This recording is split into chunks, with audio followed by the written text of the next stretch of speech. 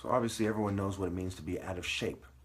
I would argue, with all due respect, that every race but a bloodline within a tribe is out of shape when it comes to being the top martial artist.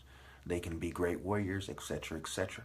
It doesn't take a genius to see when it comes to natural selection that certain groups of people are more fit to be great warriors than others, right? The survival of the fittest, natural selection.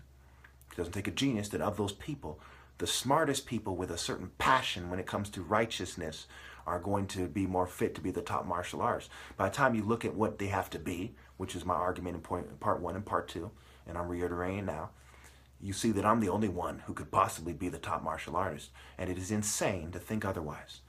You know, I fit all the criteria, and you'll be hard-pressed to find someone who even fits half of the criteria other than myself. So I'm going to put, again, a martial arts demonstration that's been slowed down. It is extremely fast. I did 15 hits in 1.2 to 1.4 seconds, I believe, with sparring gloves on from Deontay Wilder's boxing range. This is not Tai Chi trapping, Wing Chun trapping range, but the boxing range of somebody who's about 6'4" and a half, with long African arms, the wingspan, if you will, going the distance. Who goes the distance and who doesn't?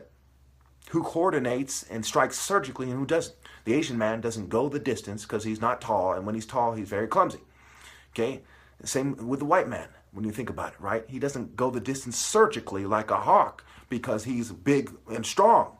He's not that agile kind of guy, and we see this with the fact that blacks are 13% of the population. Whites and white Hispanics make up about 79 to 80% of the population, and the greatest boxers and basketball players when it comes to maneuverability, which is why they're great, were black people. And then there was a few knuckleheads like, Tyson. Muhammad Ali famously says, I outwit them and then I outhit them, right? He outmaneuvers them. Maneuver, right? Man over, when it has to also have to do with the hawk overstand, flying over, hovering above, looking down, and so on.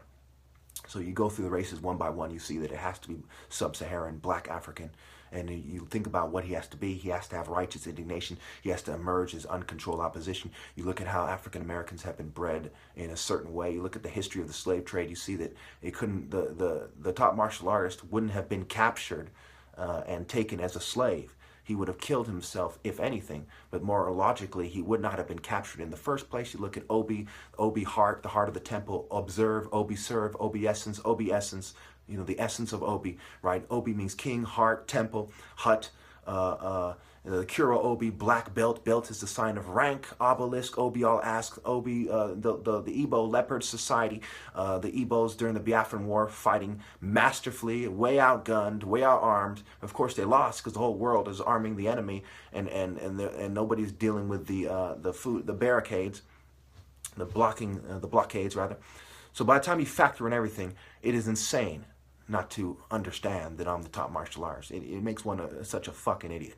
There's no logical justification for it. My dad's about 6'4", he has these big arms, and he's doing brain surgery with these little tools made for whites and Asians and people with small hands. He's big, and he's using tools made for people with small hands, and he's masterfully removing brain tumors and shit. It doesn't take a fucking genius to see someone that does 15 hits in 1.2 to 1.4 seconds from Deontay Wilder's boxing range, with sparring gloves on.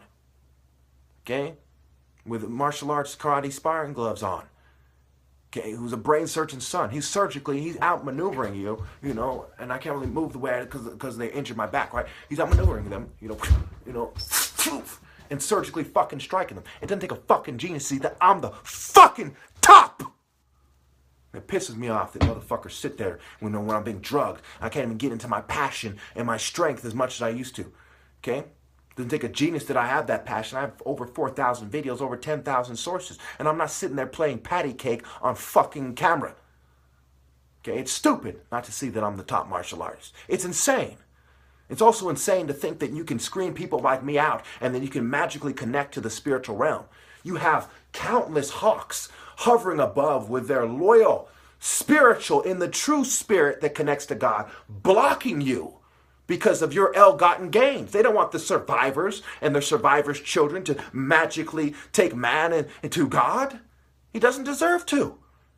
You are the cultivations of people who screened out people like me so they can look good.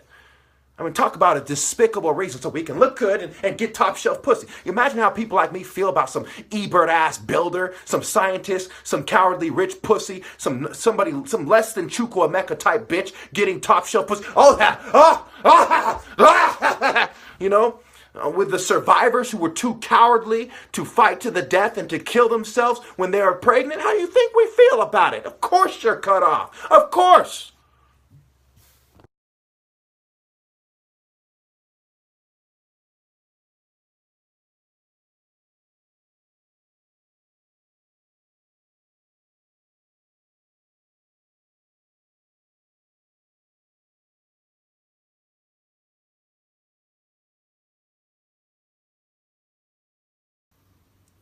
It's a cheek 88 combo. They're probably going to slow down. I had to put a timer on it. I mean, the mind, you still only got they're hiding just like bitches fully aware.